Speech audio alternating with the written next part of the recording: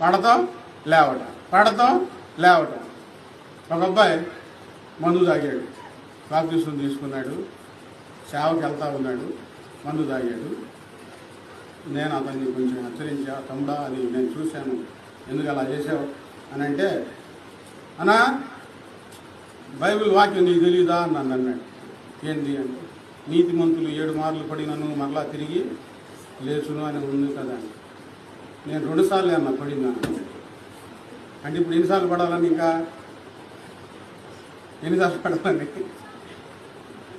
పౌలు గారు అంటారు, పిల్లవానిగా ఉన్నప్పుడు నేను పిల్లవాని వల్లే ప్రవర్తించాను, పెద్దవాడనై పిల్లవాని చేష్టలు మానివేశాను. ఇప్పుడు పసి వయసులో ఇక దుష్ట ప్రేరేపణకు గురవటం అది సహజమేమో, కానీ మన మనసుకు బలం తెచ్చుకొని వాక్యం చదువుకొని ప్రార్థన చేసుకొని ఆ జరిగిన తప్పులు మరలా నా జీవితంలో